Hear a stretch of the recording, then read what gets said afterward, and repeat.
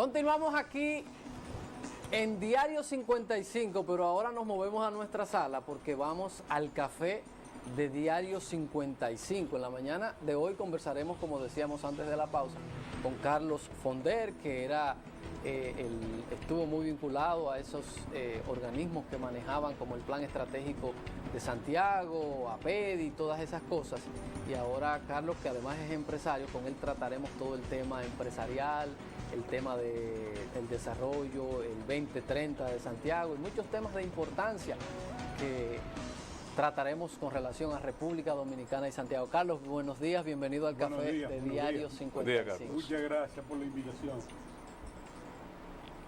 ¿Cómo va Santiago? O podemos empezar por este tema de China. Hoy tenemos algo como una relación que empezó muy acelerada, rompimos con Taiwán. Nos casamos con China, todo iba muy bien y nosotros decíamos los chinos, eso no es como tampoco lo pintan, se enfrió como la relación y hoy tenemos nosotros, entre hoy y mañana vamos a recibir una delegación china. ¿Qué saben ustedes, el sector empresarial, qué ha ido pasando, qué va a pasar? Bueno, yo creo que podemos vincular las preguntas en un sentido y en otro. Santiago va bien, el país va bien, es un país con todas sus debilidades y con todas sus precariedades que para nadie están ocultas, pero nosotros vamos bien, tenemos un país en crecimiento, tenemos un país con potencial y esto se vincula justamente a que somos un país atractivo para la inversión extranjera, un país atractivo para los chinos, pero igual atractivo para los americanos, que es en este caso dos grandes potencias que están ansiando invertir, por decirlo de alguna manera, en el mercado dominicano. Yo creo que es una gran oportunidad que manejándola adecuadamente, manejando la diplomacia internacional adecuadamente, le vamos a sacar partido. Porque si bien es cierto que los chinos son una gran potencia, el mercado natural nuestro, el mercado que nos queda para nuestro producto, igual que para nosotros, para el producto de ellos, es el mercado americano. Y no podemos cerrar los ojos a eso. Nosotros somos dependientes en diversos aspectos del mercado americano. Carlos, antes de que Fran entre, vamos a brindar una taza del mejor café que se produce en este país. Orgullo nuestro, Café Santo Domingo, sabor que empieza en el aroma, y la bella Xiomara, que ya la echábamos de menos, con esta riquísima taza de Café Santo Domingo. Café Santo Domingo, sabor que empieza en el aroma. Xiomara tiene sus fans también, porque ayer andábamos le mandaron muchos saludos a Xiomara, la joven del café, como le dicen. Carlos, podemos, Fran, que tenía decíamos nosotros, Carlos, de que, bueno, Pedro Mir decía que estamos en el mismo trayecto del sol, es decir, que estamos en el Caribe, en una zona muy estratégica, y por esto, esta gran demanda y esta gran lucha por estar enclavados aquí en la República Dominicana, porque es el temor de Estados Unidos, de que los chinos puedan llegar, de crear la famosa ruta, o si está, la famosa ruta de la seda, y que nosotros seamos parte de ese proyecto de China. Recordamos cuando Estados Unidos mandó a buscar a sus representantes en el país y otros países que habían hecho acuerdos de negocios y diplomáticos con Haití. En esta oportunidad es el mismo presidente que se reúne con los presidentes del Caribe. ¿Cómo tú visualizas esta situación? ¿Realmente se estaba hablando de esto ahí en esta reunión? A mí me encantó la reunión porque yo vi un presidente Trump interesado en América Latina, lo cual estaba ausente. Sí. Yo sentía, y yo creo que muchos países, inclusive diversos países de América Latina, estábamos preocupados por la ausencia de los Estados Unidos en nuestro mercado, en nuestra incidencia inclusive. Entonces yo creo que es una gran cosa que el presidente vuelva y mire a países como los pequeños países del Caribe, en atención a que, como tú dices, somos una ruta interesante para cualquier producto que vaya a llegar al gran mercado de los americanos. Entonces eso nos coloca otra vez en un aspecto mucho más atractivo, y yo creo que él ahora se busca la parte positiva y no recrimina el hecho de que hayamos firmado en determinada condición, en determinado momento con un país competidor, sino que dice, bueno, pero vamos a ver qué podemos, y yo creo que se han puesto sobre la mesa diversos aspectos en lo que nosotros podemos de alguna manera salir beneficiados. Creo que hoy que hay buscar que nuestros productos lleguen de alguna manera al mercado americano, botas militares, no sé qué otro producto. Yo creo que es una gran oportunidad que se nos presenta y es una gran oportunidad para ambos países para mejorar el vínculo, independientemente de que nosotros podamos seguir negociando, porque tenemos una libre soberanía con cualquier otro país que nos convenga. La Comunidad Económica Europea, que está ahora mismo en un proceso por el tema del Brexit y por el tema de que los mismos chinos están siendo muy agresivos en el resto del mundo, pero es un mercado para nosotros tradicional. Nuestros bananos llegan al mercado europeo. Nosotros consumimos grandes productos de la Comunidad Económica Europea y es un mercado también para nosotros natural. Es una camisa de fuerza esta cuando Estados Unidos, que ofrece ayuda a estos países, pone condiciones, incluso hasta en listados de países que realmente no están trabajando como debiese ser, o donde no hay las condiciones necesarias para una cosa u la otra, como hicieron recientemente con declarar a República Dominicana un país inseguro para que los turistas puedan arribar al país, sobre todo los norteamericanos. Mira, el tema de declarar el país inseguro, yo creo que es una percepción que tiene el alto staff. Dice que la embajadora después contradice la versión cuando dice que no, que nosotros es un país donde los turistas que recibimos están seguros. Y de hecho es un país seguro, nosotros no tenemos grandes problemas, nosotros tenemos una gran masa de raterismo que de una manera o de otra afecta y crea una sensación de inseguridad, pero nosotros no tenemos mayores problemas de delincuencia ni mayores problemas de criminalidad como lo tienen otros países de América. Fíjense el caso de El Salvador. El Salvador, pero México es una situación. Sí. Ya el turismo en México está bien resentido producto de esa delincuencia. Entonces nosotros de alguna manera tenemos que valorar el hecho de que una embajadora de esas declaraciones, nosotros deberíamos reproducirla a todos los niveles y tratar de cambiar la percepción que tiene el Departamento de Estado, declarando un cosa relativamente inseguro, porque no creo que tampoco haya sido... no, lo que siempre se le dicen, porque tenemos que reconocer que tenemos temas, hasta en el aspecto sanitario. Las tenemos. Fran leía el otro día un trabajo que hizo una organización con relación a norteamericanos que venían a hacerse cirugía plástica aquí buscando costos, claro, y terminaban infectados y cosas. Y lo que nosotros tenemos que ver es qué nos están diciendo, porque a veces nos cerramos, porque nos encantan los aplausos. Le decía a un amigo mío, el problema tuyo es que te gustan los aplausos, pero no te gustan las críticas. Entonces tenemos que escuchar las críticas y corregir. Como dice el presidente, que fue su eslogan, corregir lo que está mal y continuar lo que está bien. Hay muchos temas que nosotros debemos corregir para preservar el turismo. Carlos, lo que hemos visto de China, que desde que se habló de esta relación, yo decía, pero es que yo quiero que me digan cuál es la ventaja, porque Cuba tiene años teniendo relación comercial con China, Venezuela tiene relación con China hace muchísimo tiempo, Panamá tiene relación con China, y entonces no vemos como todo lo contrario, como que no hemos visto ese paisaje, ese paraíso que ellos lograron con esta relación. Lo que vemos son balanza comercial muy dispar entre China y Cuba y Panamá. Entonces, ¿qué podríamos nosotros hacer fuera del tabaco y ron que ya se está vendiendo? Venderla a nosotros, a los chinos, que más que nada son un mercado productor y no ese gran mercado consumidor. Bueno, nosotros podemos ver a China como un mercado inversor muy poderoso. O sea, si nosotros tienen mucho capital, tienen mucha capacidad de invertir, industria pesada, industria media pesada en República Dominicana, y eso sería de una gran ayuda. Si nosotros ya pudiéramos ir pasando de la industria ligera, que históricamente hemos tenido, que es la textil, que es la industria básica en camino al desarrollo, ya nosotros debemos ir evolucionando y buscando otro tipo de industria que sea más pesada, hasta llegar ya a tener un ensamblaje de vehículos, un ensamblaje de efectos eléctricos, cualquier industria que sea más pesada, y nosotros podemos buscarla perfectamente en China, inclusive, como decía antes, para llegar al mercado americano vía nuestras facilidades. Pero también China nos ofrece una capacidad de traer turistas. Por poco que vengan, si nosotros traemos uno que otro avión, son muchos claro, chinos, claro. y eso ayuda para nosotros mucho, porque es que nosotros estamos aspirando a llegar a 10 millones de turistas, y 10 millones de turistas no es nada si consideramos la población. No, el potencial y la población infraestructura china. está aquí. Ciertamente estamos muy lejos, ciertamente es un mercado completamente diferente.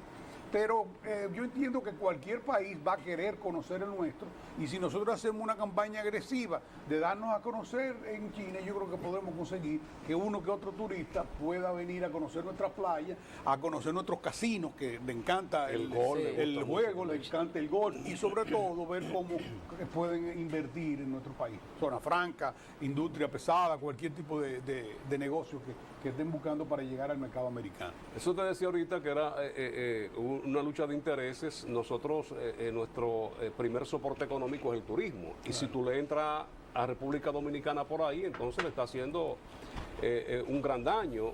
Somos el destino por excelencia en estos momentos en todo el área. Y tanto Estados Unidos como Inglaterra, que replicó también este mensaje de Estados Unidos, son partes interesadas, más los acuerdos con China y estas relaciones, esto yo creo que da al traste para que ellos también quieran presionar por ese lado. Sí, así mismo es. Ellos de cualquier manera somos atractivos y debemos sacarle beneficio a eso.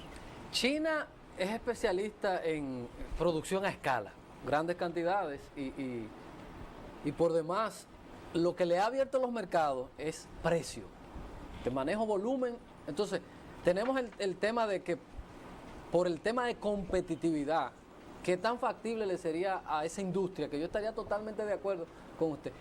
Establecer una planta aquí con relación entonces al costo que tenemos en República Dominicana de telecomunicaciones, de combustibles, de muchísimas cosas que ustedes los empresarios locales se quejan de lo difícil que es producir aquí. ¿Cómo logramos que esa empresa venga aquí y que pueda ser competitiva y que nos convertamos nosotros, qué sé yo, en el centro para suplir a América Latina y el Caribe de vehículos?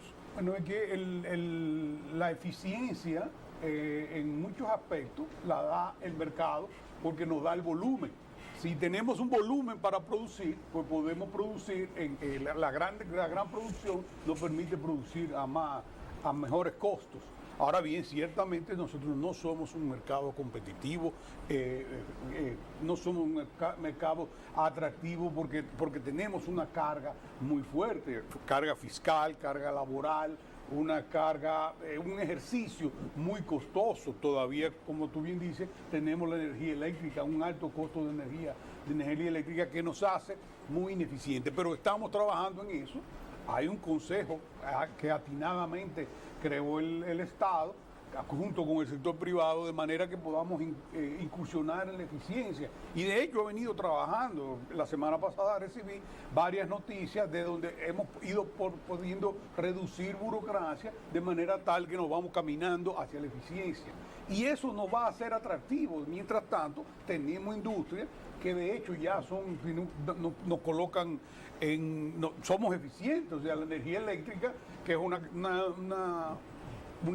empresa de gran producción, pues nosotros pudiéramos ser atractivos para cualquier inversionista invertir en energía eléctrica. Cualquier industria con grandes volúmenes es atractivo para producir, porque se aplacan, te restringen los altos costos que no son tan incidentes, los altos costos de la ineficiencia, me refiero. Y de esos altos costos podemos hablar de que ahí influye mucho el costo del flete que ustedes tienen que pagar los empresarios de esta parte del país. El flete local y el flete internacional, que es excesivamente alto.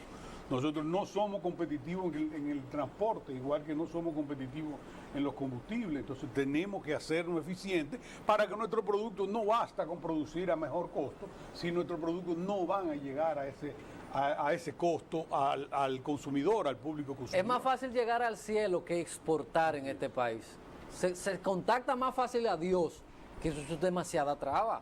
Arrancando con la tasa de cambio, que es asesina, Carlos, para un exportador, porque tenemos una tasa de compra y venta. Entonces, cuando tú vas a traer la materia prima que compras dólar, pues entonces después que vas a exportar a vender a otra tasa por ahí, solamente en esa diferencia del compra y venta que deberían tener los exportadores, qué sé yo, una ventanilla en el Banco Central de que eso se le puede equilibrar en esos procesos, y ahora más que se paga el ITEVIS por adelantado en materias primas, porque es que es difícil el asunto en República Dominicana. Son aspectos de ineficiencia que tenemos que ir superando, que tenemos que ir trabajando de manera de ser atractivo para cualquier inversionista. Y vamos en el camino, vuelvo y repito, yo estoy muy optimista. Yo creo que tenemos un gran país, un país que está en pleno proceso de reestructurarse. Hoy tenemos el tema de revisar el código laboral, que para mí es una de las grandes cargas que tenemos, independientemente del costo laboral, que no creo que sea lo más perjudicial, es una traba. Ya hay que modernizar el código laboral y hacer que la industria sea más eficiente, que nos dé mejores condiciones para producir. Y revisar eso es superar una gran traba que nosotros tenemos. ¿Qué ustedes plantean, Carlos?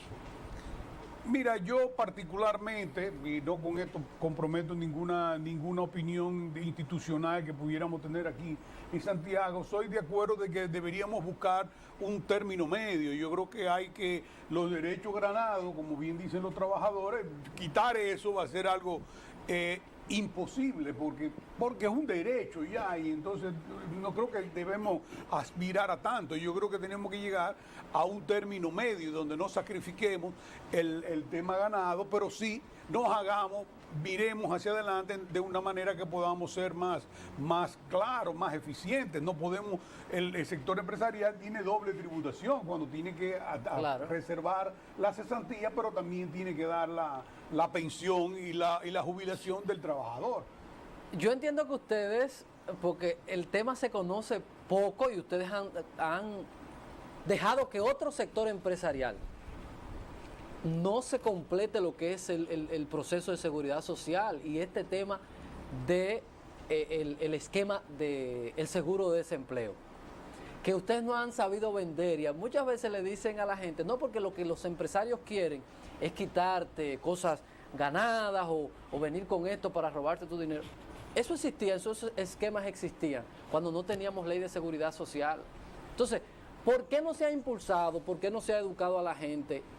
Y también se ha obligado a quienes componen el esquema de seguridad social a que completemos ese ciclo para que el trabajador tenga, y explicarle al trabajador que ya no es necesario eso porque va a tener un seguro de desempleo, porque ya está cotizando para su pensión, porque tiene su seguro familiar de salud, porque tiene un esquema de riesgo laboral y todo eso. Que yo a veces entiendo, yo siempre digo que los empresarios, al igual que las feministas, no han sabido vender el tema del aborto y ustedes con el tema de esa cesantía, porque la ley contempla que eso se fuera desmontando, porque ya el trabajador debería tener las ventajas como es el seguro de desempleo, que no se está aplicando porque otras empresas se están quedando con todo el dinero, que eso debería ir.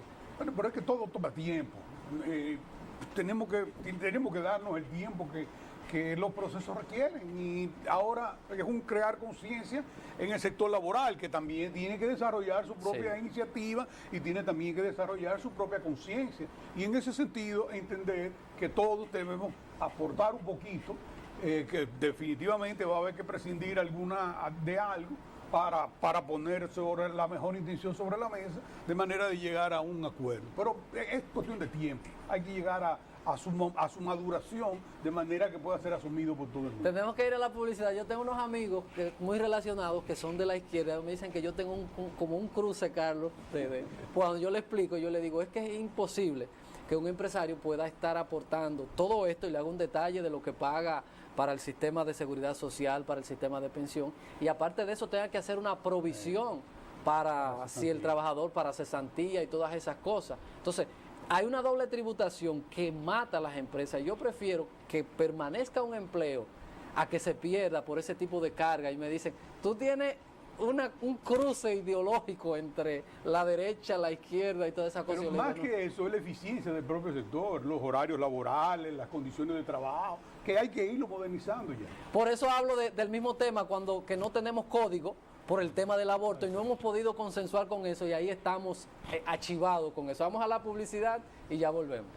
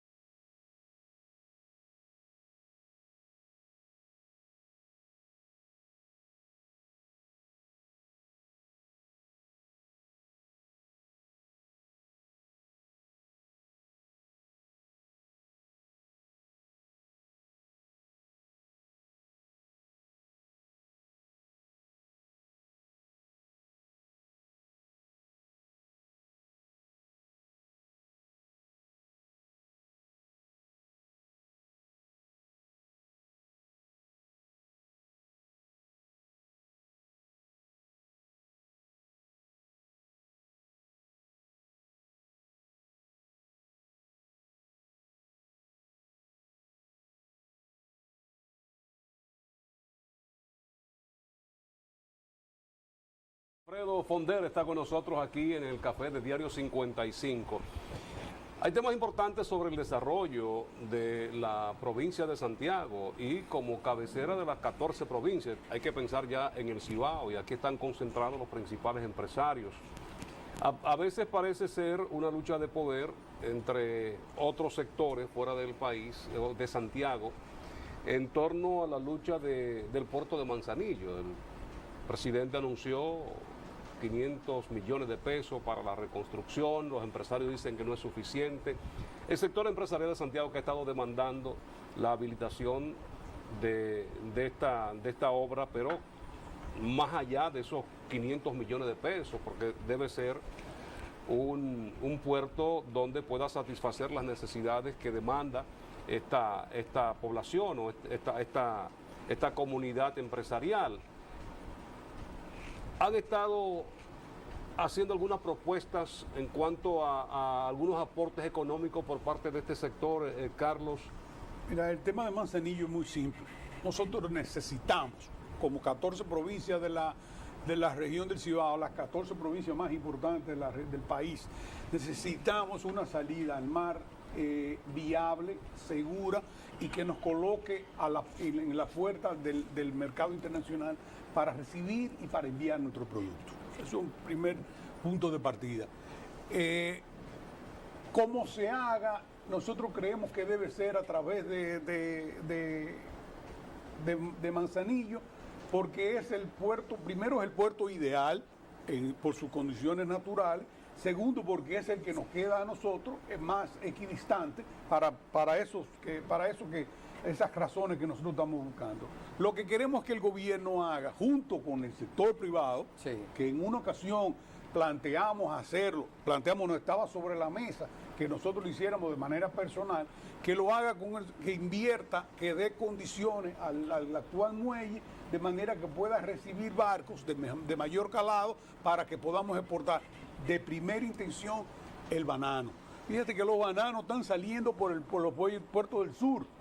Entonces lo que quiere decir es que nosotros muy próximamente vamos a perder la autopista Duarte porque va a estar sobresaturada. Entonces es otra gran inversión que el país no va a poder enfrentar. Es más económico, es lógico, sensato invertir en el muelle de Manzanillo para evitar el uso de la autopista Duarte. Eso de primer orden, nada más pensando en el banano que sale hacia el mercado de Europa.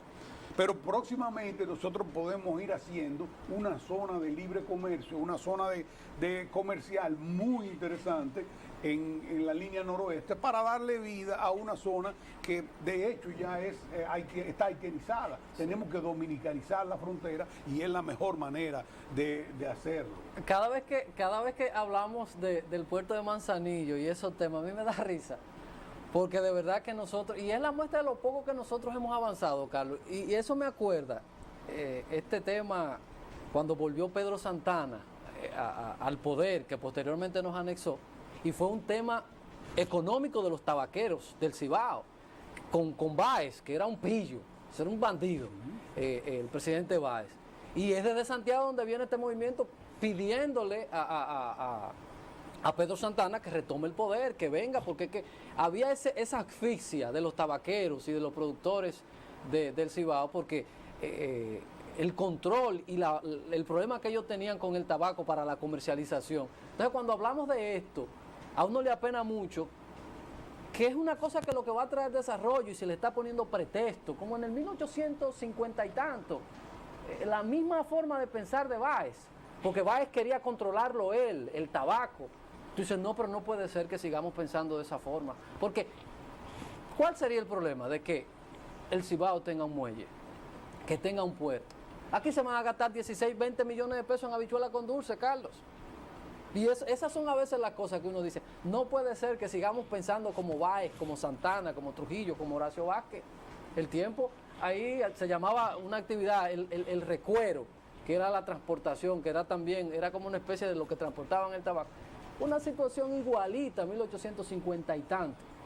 ¿Por qué no darle el puerto? Si no, el Estado no tiene el dinero, que se lo entregue al empresariado y tengamos un puerto modelo ahí, como es el aeropuerto Cibao. Que los empresarios de Santiago han mostrado capacidad, ingenio y calidad en el manejo de las cosas. A veces es más difícil competir con los mercados, más fácil competir con los mercados internacionales que con los productores locales. Sí. Entonces, es que estamos compitiendo muy aguerridamente con los productores de Santo Domingo. Entonces están centralizando demasiado el poder, lo cual no es conveniente. Es decir, medioambientalmente somos zonas expuestas y necesitamos alternativas. Necesitamos generar energía eléctrica por el norte, que no tenemos. Necesitamos abasto de combustible por el norte, que no tenemos. Es un país dependiente de la autopista Duarte estratégicamente. Eso es imposible. Lo mismo de Báez, que el tabaco había que vendérselo a él, para él entonces venderlo. Entonces tú dices, pero estamos igualitos, en otras diferentes, pero la misma cosa. Porque es que no puede ser. Y Que como todavía. entonces seguimos luchando. Bueno, y nos da trabajo, pero lo vamos a lograr. Decía, a partir de lo que tú señalabas, Carlos, decía un político en días pasados por aquí, que los enemigos de él estaban dentro del partido y los adversarios enfrente. Así mismo. Así está la misma situación Santiago en ese de los momento empresarios. fue capital de la República y seguirán los empresarios y todo el que cree en el desarrollo peleando por el puerto de Manzanillo, que se le entregue a dominicanos. Eso es seguridad nacional y eso no se le puede entregar a ninguna nación extranjera, por más grande, por más chiquita que sea, ni americanos, ni chinos, ni nada. El sector empresarial de Santiago tiene capacidad de gerenciar ese puerto y vamos a estar defendiendo eso. Carlos, entonces, a partir de ahí, yo quisiera hablar un poco de Santiago y de su paso por el plan estratégico, que de hecho le hicieron una muy bonita bienvenida al alcalde de Santiago en Nueva York, la gente de esa nación. Qué bueno que se le estén cobrando a estos queridos amigos cuando van a esa nación. Plan estratégico de Santiago, su paso por ahí, quisiéramos hablar un poco de eso. Bueno, una bonita experiencia de 8 años, porque es una institución que está bien enfocada, es una institución que piensa por su ciudad, que es para lo que fue creada, que muy profesional, muy capaz, en la que tiene determinadas responsabilidades y las está llevando a cabo de la mejor manera.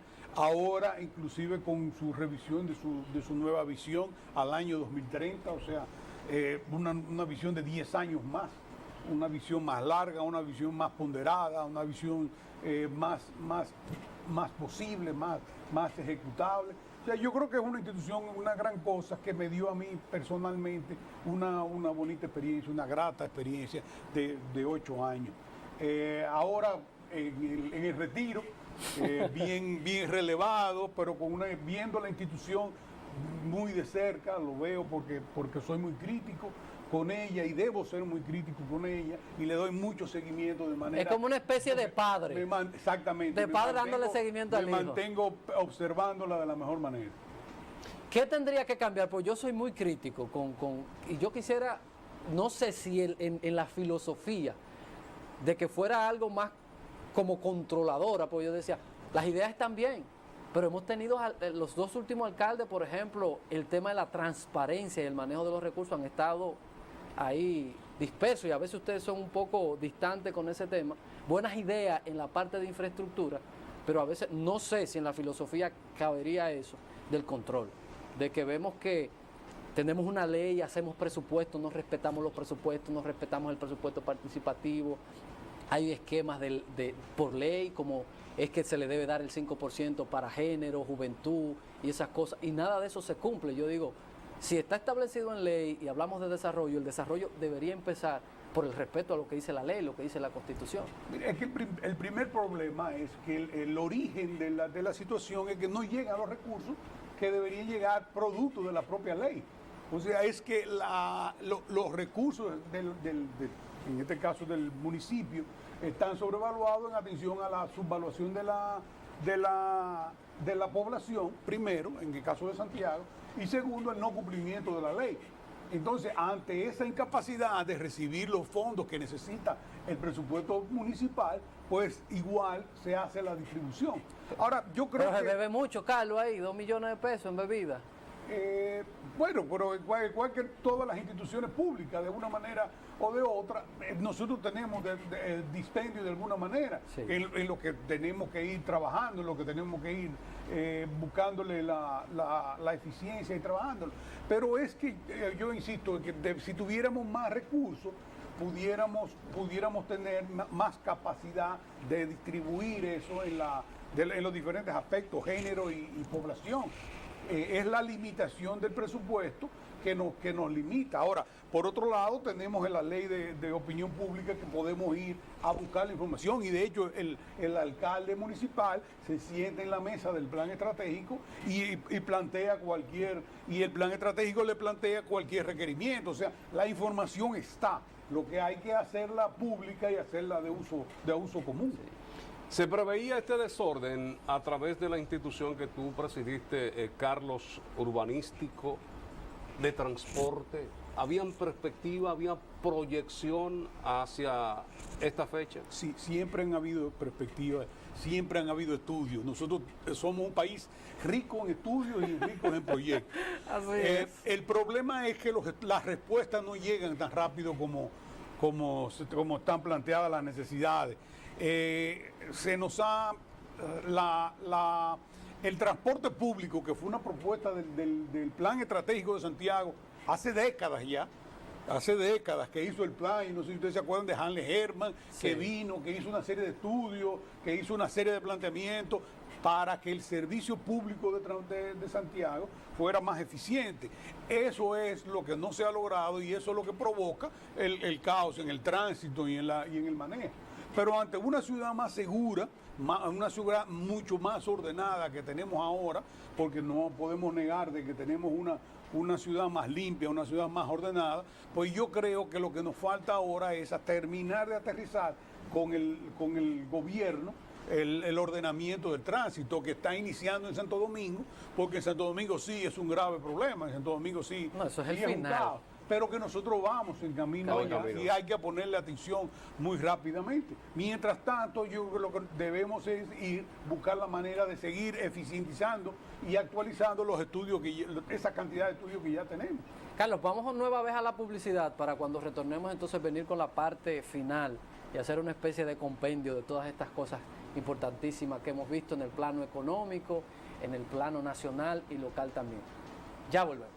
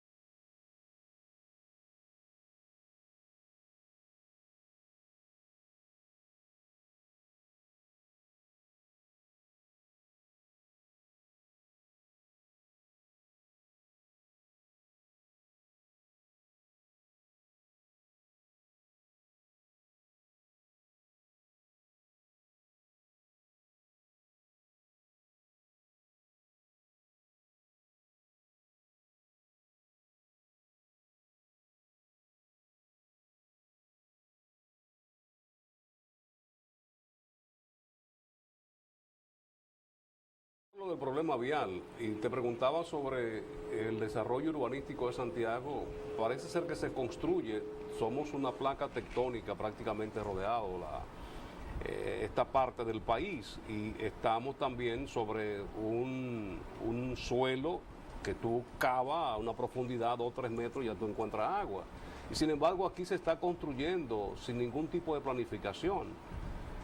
Esta es una situación preocupante porque incluso hasta recintos escolares aquí ha habido, cuando ha habido movimiento sísmico.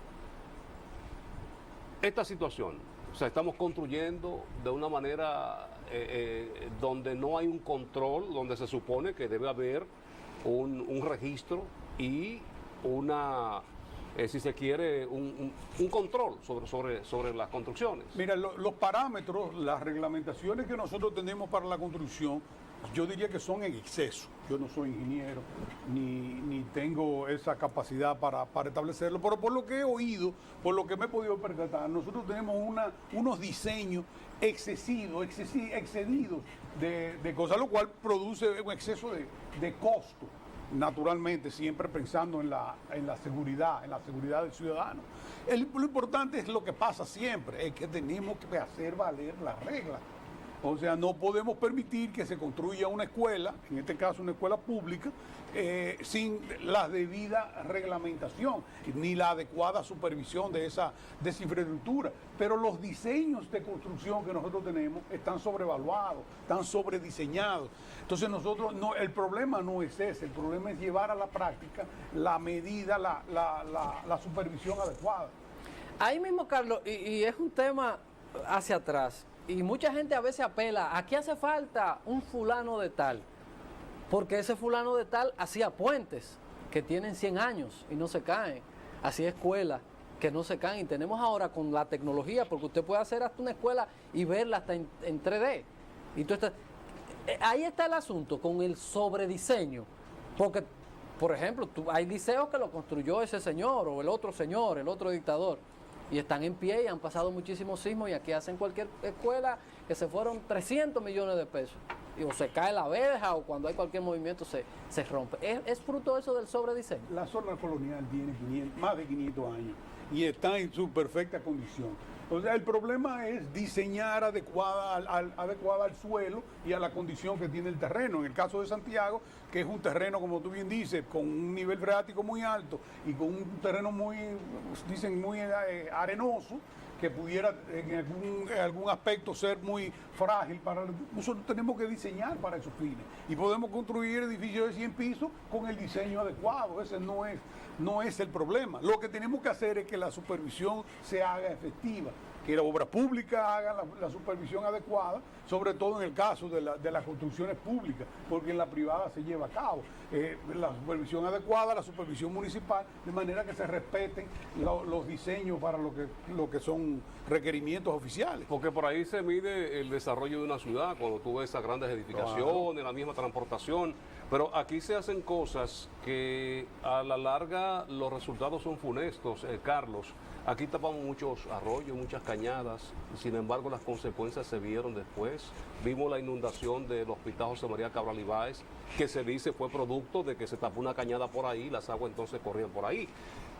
El arroyo de Nivaje fue tapado y hoy se inunda toda esa zona del Retiro por ahí. O sea, la planificación y sobre todo la institución que tú manejaste en una oportunidad, a veces como que los resultados no son lo que uno espera cuando los organismos están trabajando de común acuerdo. Y lo que pasa es que tenemos que ver la historia. No se mide, no se trabaja para el año pasado ni se trabaja para 2 años atrás. Debe verse la historia. Debe verse si aquí hubo agua, corrió agua en determinado momento, diseñar para esa capacidad de agua. Ahora, nosotros diseñamos para un terremoto de 8, no sé cuáles son los parámetros que tenemos ahora. Nos va a llegar un momento donde vamos a tener un terremoto por encima de eso, inclusive Santiago es una zona propensa para eso, pero nosotros debemos tener el diseño adecuado para ese nivel. Sobrediseñar no tiene sentido. Sobre cuidar el flujo de las aguas, sobre un buen diseño, pues tampoco tendría sentido. Lo que tenemos que ver qué ha pasado en la historia para que eso nos sirva de experiencia hacia el futuro. Como tú bien dices, si por ahí corrió el agua, qué cantidad de agua corrió y cómo debemos diseñar para ese flujo de agua. No debemos improvisar. Carlos, en el mismo tema, y siempre es mi pleito, y ahora me acordé, porque ayer estuve en una comunidad que me quedé sorprendido, que ni siquiera sabía que existía y que había tanta pobreza. Ustedes siempre, y lo hace el gobierno, porque vi el plan, por ejemplo, del presidente Leonel Fernández, que es como 2040, qué sé yo, y todo es infraestructura. Como que en esos planes que también, bueno, ya usted no es parte de él, pero cuando estuvo, siempre se enfocan en la infraestructura y como que los planes no incluyen la gente. No. ¿O estoy equivocado? No, está equivocado. El plan estratégico, si tuvo una gran virtud, es que vio el hombre, vio el ciudadano de la ciudad de Santiago en su esencia. Recuerden que el plan estratégico tiene un proyecto de cultura muy interesante. Y resalto el proyecto de cultura como un ejemplo. Pero así tenemos otros, no es solamente obras viales y obras de infraestructura, también tiene el tema de la gobernabilidad. El plan estratégico trabaja la gobernabilidad de la ciudad muy en serio, por eso sienta el ayuntamiento, la gobernación, las instituciones privadas, el sector empresarial, en la misma mesa de manera de poder armonizar las soluciones. Pero sobre todo ese tema, considerar el hombre, el ciudadano, en su esencia, en todo su entorno. Por eso tiene un proyecto de cultura muy interesante, por eso trabaja el tema de la educación, el plan estratégico y nosotros lo trabajamos mucho en aquel entonces con la alfabetización del ciudadano en Santiago, trabajamos con el gobierno muy en serio en eso, trabajamos con el sector salud, el plan estratégico es muy crítico con el tema de la salud, la muerte materna, recientemente trataron el tema muy en serio de la muerte de niños, que es un caso que todavía tenemos. O sea, trabaja el ciudadano en todos sus aspectos, pero sobre todo el tema más interesante, porque es la solución más práctica, porque es la que permite la inversión pública, es la de infraestructura. Carlos, muchísimas gracias. Como siempre, Gracias Carlos a ustedes. maneja Muchas gracias a ustedes. El tema al dedillo, lo que tiene que ver este asunto del desarrollo y todo eso. Gracias a Carlos Fonder por haber estado con nosotros. A ustedes también las gracias por la sintonía. En nombre de Fran Rodríguez, Edison Meléndez y todo este equipo que producen con mucho amor este programa cada mañana. Los esperamos mañana a las 7 en punto con otra edición de Diario 55 y el Café de Diario 55. Feliz resto del día.